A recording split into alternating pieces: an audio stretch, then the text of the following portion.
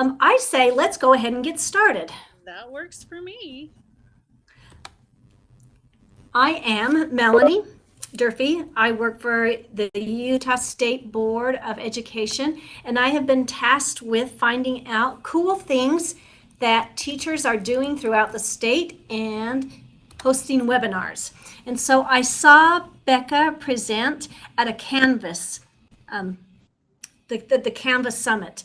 And Becca would talk about things that she would do, and that they were just second nature to Becca, the management she's doing. And the people around me were like, what? How does she do that? What? And I thought, I think that elementary teachers might like seeing one teacher's take on how she manages her students with Chromebooks and Canvas in her classroom. So I hounded Becca until she said she would present, and I'm pretty excited.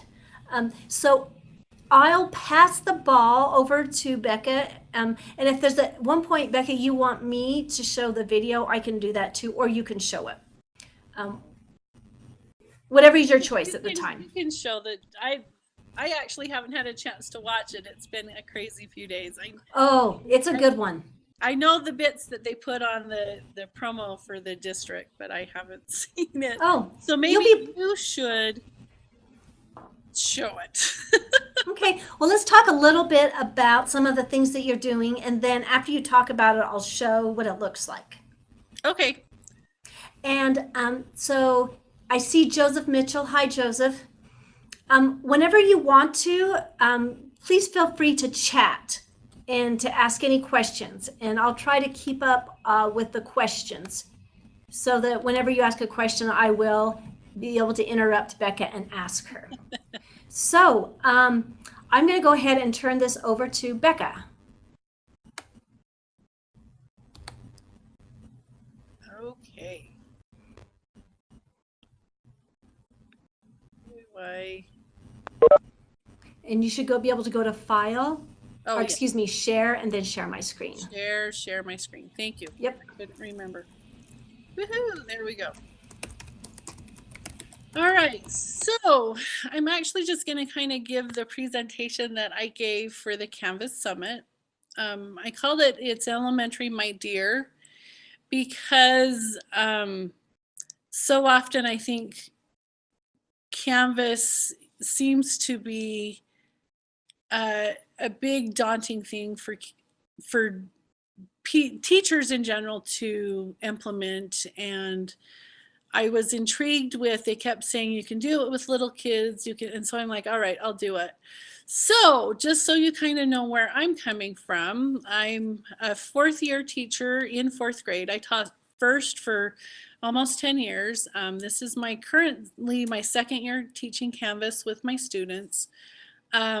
Occasionally I used it as a student. I'm kind of the old school when you graduated with your bachelor's without an email address.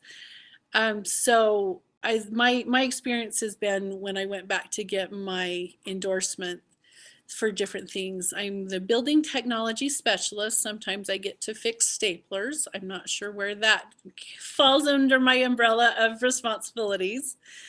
And then I help in the summers teaching for an all-girls technology camp called Girls Go Digital. We take it out to several different locations throughout the state.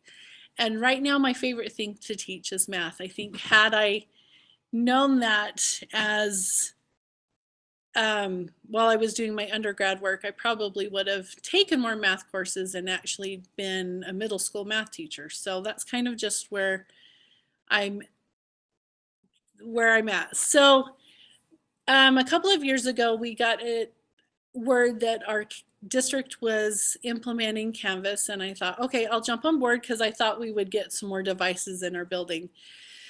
That didn't happen. However, I was committed to making this work, and so I spent hours and hours and hours trolling Pinterest and doing every Google search that I could possibly find to try and figure out how people were delivering work to kids in that Canvas format. And so I quickly figured out that I needed a way to launch this with my kids. My kids were very not tech savvy. They were coming from third grade. Their typing skills were very poor. Our devices in our building are very limited. They're much, much better this year. So I knew I had some hurdles that I needed to overcome. So the main thing was just getting logged into the system.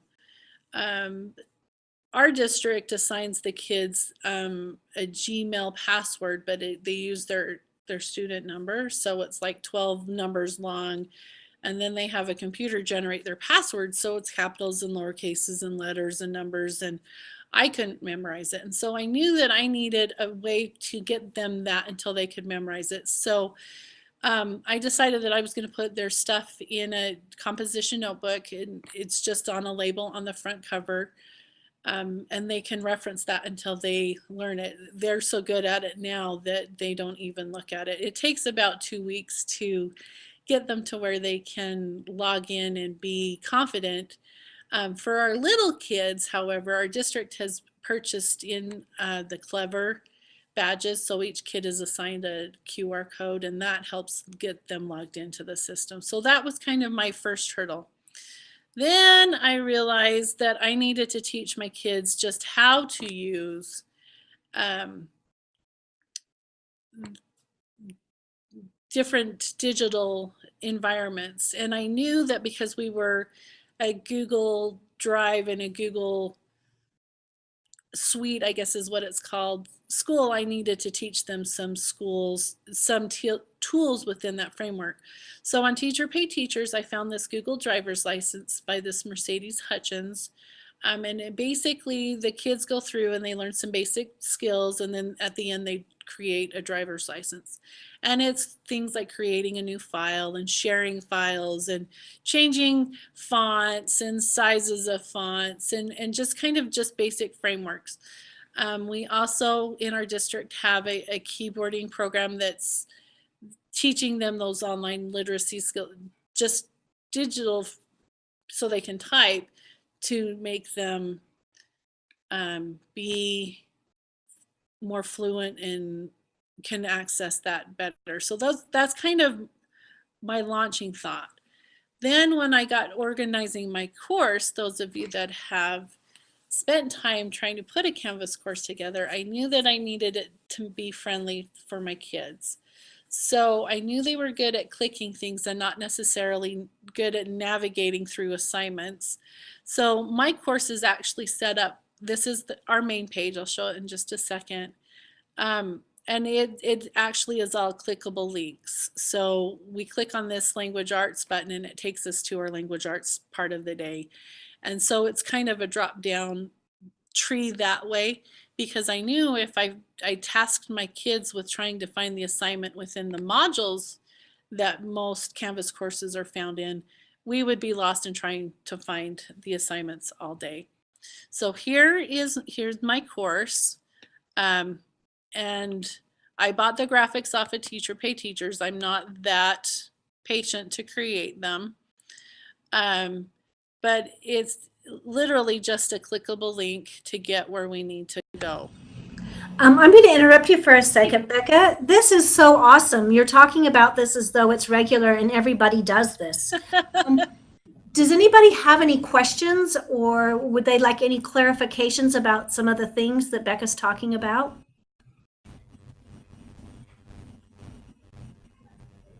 Well, if you do, please feel free to interrupt, because this is a lot of information to take in. This is pretty awesome. Thank you, Becca. Hey, no problem. I'll go mute myself now. So just clickable links and get us to different spots. I also created another one to get them home, just because it would make it work more like a regular website that they're used to. So that's kind of what the kids are seeing. On the back end, I learned in a hurry that the modules were going to be my best friend. So what I realized was, got some weird things open. This is my current course. I to organize, because Canvas, when you go to their trainings, they're, well, create an assignment and then you'll put it in this module. Well, I kind of went backwards and I created my modules, and I make my modules be different units or courses of study throughout the year. So it was a way for me to organize. So my first thought was, okay, language arts quarter 1. And then I realized in a hurry that language arts quarter 1 for me could be 115 assignments, and just navigating the back end of things, the kids never see these, would be hard. So this Google driver's license is something simply for me to know that that's where I can quickly go find these assignments for them to go, so I can make them live on different website, just on for the kids and to grade things. So it was kind of a backwards framework. So here's kind of one thing. And so when I started, I kind of would just put in a module as a unit, and then when we did a new assignment, then I would literally just add the assignment within that unit instead of trying to drag an assignment into the module, which is kind of how Canvas kind of, I think, tells us how to set it up. The other thing is getting the assignments to the kids. I knew that Canvas was going to be a huge thing for me to undertake in 1 year, and I didn't want to completely recreate everything that I did. So once again, I spent hours and hours just watching what other people have done and figured out. And so my first thought was to just put the PDFs in for the kids to use, but we learned in a hurry that the PDF editor didn't sync well with the Canvas environment. And so the kids would make their edits with their PDF editor and then submit an assignment through Canvas, and I would get the original PDF back. Because we are a Google school, what we can do is, I'll just make a fake assignment here. We'll put it in the random here. We'll just make a random assignment. I can use the ability of the Canvas and the Google to help my kids get assignments turned in as well, because they would save that PDF and then they couldn't go back to retrieve the PDF to submit it to me. So I quickly got rid of that whole framework, and I solely use this other one. I mean, there's times when I use the other one to get stuff out to the kids, but down here on this submission type, if you'll click on this external tool, and this is something that has to be kind of set up on the back end through your district, and Canvas has to do it to make it work with the Google suites. But you'll find this Google Docs Cloud assignment. And because I've linked it to my Google Drive, it will take me to, there we go, my drive. And so these are all of the different assignments and things that I have in my drive. So I can go to my language arts folder, and I can go to my poetry unit, and I can find, and of course I don't have a good one in that unit. Let's find a better one.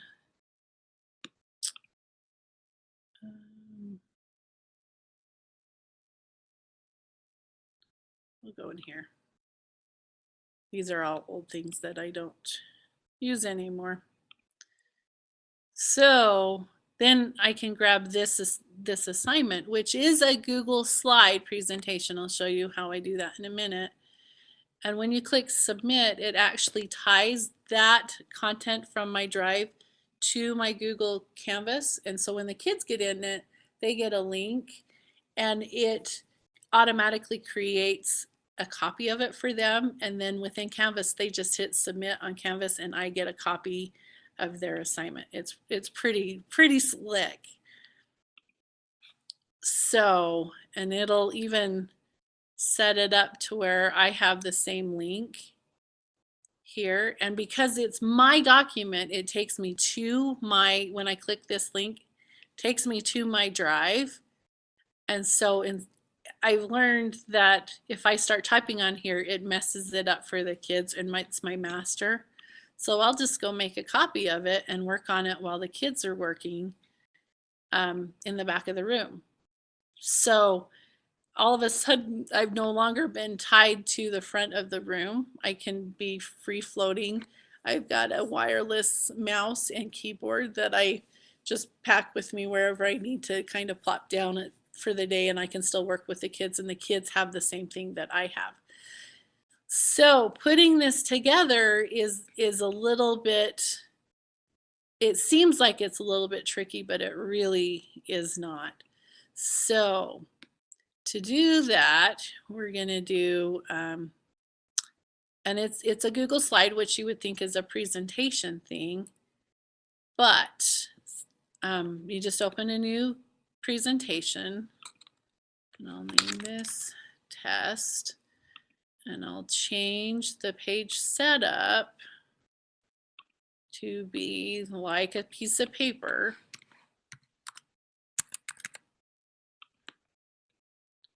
And I'll make it blank. And then this background here allows me to pick a color for the background if I want, or I can choose an image to put on there. So what that is it allows me to, see if I've got a screenshot on here, drag, and I just went through and screenshot the PDFs that I had. And then this puts it on a slide. So now the kids can't mess up that background. The other thing I realized in a hurry is they take forever to make text box. It's a finger dexterity to click and hold and drag. So I would put a text box in for them, but once you click off of it, you couldn't see it. So then it was a whole big nightmare. So I simply would go through and I'd make a border color around my text box. So my kids know that whenever they see that bright purple pink, it's a place for them to type. So simply using what I already had, I was able to deliver the content to the kids through that framework and have them submit it to me through the Canvas environment, and it works pretty slick. It's pretty cool. I've also kind of taken things that were that we would normally write in our journals, and instead of physically writing it on a piece of paper, I just created a Google Doc for the kids to do the same work on the Google Doc. And so they're retyping, so that adds to their typing skills. They're still being forced to read the sentence again while they type it. I was checking for errors there, but then they got to highlight and underline things. They think that's really fun. I don't know why. In these little boxes, we would mark the parts of speech. So it was just kind of another way to take what I was already doing and deliver it to the kids in an online format. Let's see, I think this one was the one I just talked about. So some sanity savers, just putting my course together with little kids, was my wireless mouse and keyboard. I can't live without those. In fact, I have two wireless keyboards sitting in my classroom right now and a wired mouse. So I found that I would be working with the kids in one part of the room and need to come back to do something on the computer because I do have a dual monitor display, that I needed that flexibility too, because it's a pain to pack things back and forth, and it's been worth every single penny. The other thing is spending lots and lots of time before I even attempted to put my course together. I decided what I wanted it to look like. I decided how it was going to function for the kids and how I was going to deliver it to them. There were some rough spots. I was delivering assignments to kids very traditionally, where they would submit, they would have to find the file and submit it to me. And that was so hard, because even though you would tell them exactly what to name the file, they couldn't. It was just so hard for them to find things. So that was hard. The other thing I learned in a hurry was making sure that my drive is so super organized. I learned that I needed to make sure I had things in folders. I've got folders within folders. Let's see if I can change how it's viewed here. So here's my all my folders. We've got folders within the folders. I've learned really quickly, especially by using that Google Cloud assignment, that I needed to be able to find where I put things quickly, naming things correctly, all of the things that they've told you since we started using a lot of digital stuff has really became apparent to me since I've started doing this online environment. I mean, I still have a mess in my drive, but I'm so much better. Like this year, I added this holiday activities. So these are some new things that I started doing with my kids this year, and I put them in a folder on my drive so I can find them again. And it's because I linked them with um, my Google, um, the cloud assignment. This one was a fun one we did this year.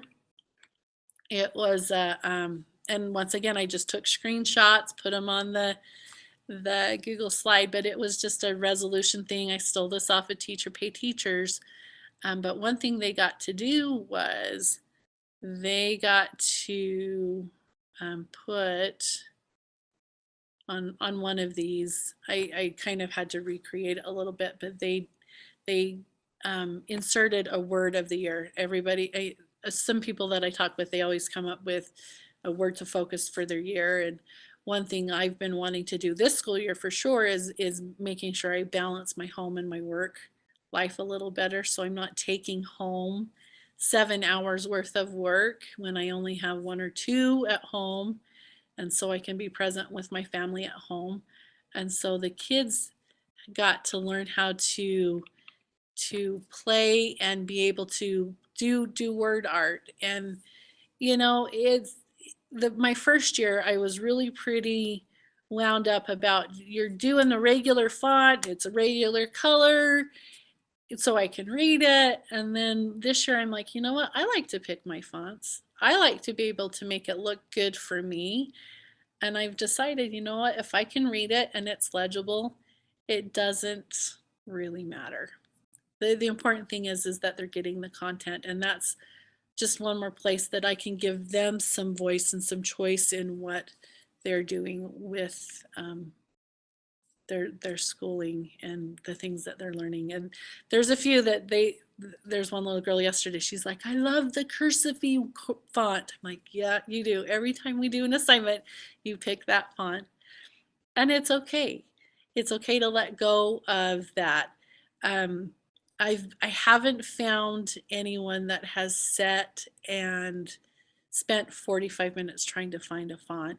The font list that the kids have when they first get stuff set up is really pretty limited.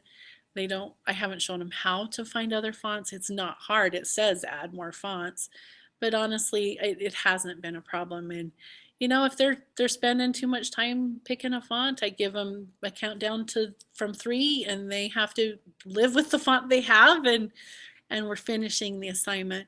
But honestly, it really hasn't been a problem. I've seen such huge gains in their ability to be digital natives, being able to make their own text box if they mess up something, if they need to make a line, they can. If they insert a circle to circle something, they know how to make the background of the circle transparent. They're becoming where they can start creating their own thing from scratch. And I did that by allowing them to play a little bit, but also by giving them some pretty structured things to begin with so they could be successful. um, I think that's pretty much all I've got. We kind of ended with questions, and then here's my email if you have other questions. I know we've had lots of questions about finding the Google's driver's license teacher pay teacher file. I'm more than happy to send that link for you. The canvas buttons that I made for the front, that was a teacher pay teacher things. And then I created the actual image using Canva, which is an online graphic design program, which is free. So it was just really spending lots of time seeing what other people have done. So would now be a good time to see the video? Sure. Okay, I'm going to take over and then Okay. show the video.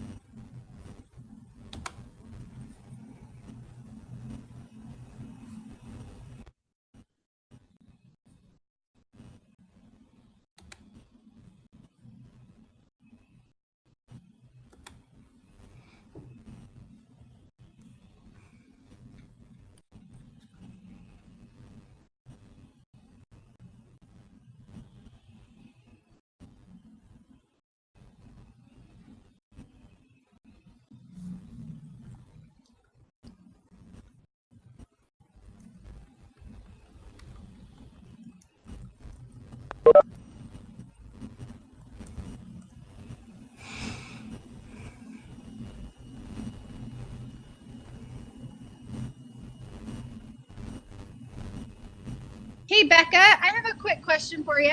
Absolutely. I know you said you use this on Chromebooks. In our school, we have a 1-to-1 ratio with iPads. Do you know of anyone that uses iPads, or how well does it work? I guess, is it compatible?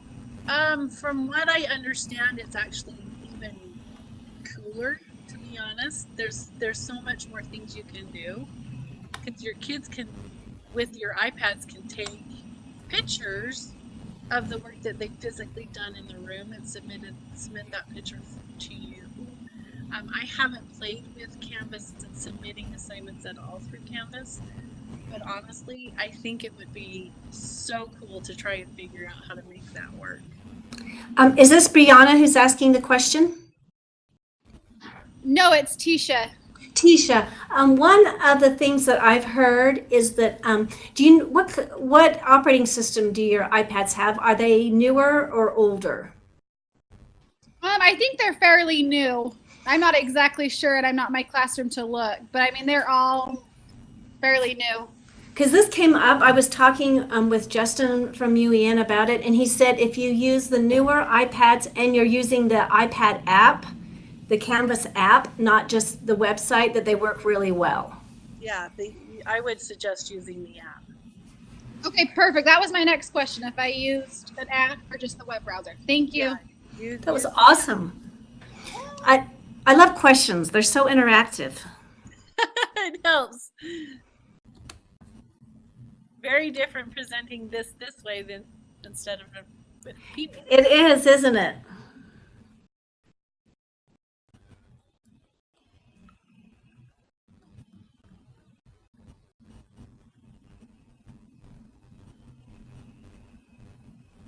Did you find that video?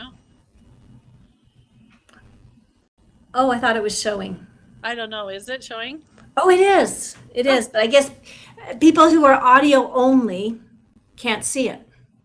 Oh. Okay, so I did show it, and it was really awesome. Oh, You were great. Oh, good. I'll have to go home and watch it then. I'm like waiting for it to play. Yeah. Well, does anybody have any questions or comments for Becca before we say goodbye?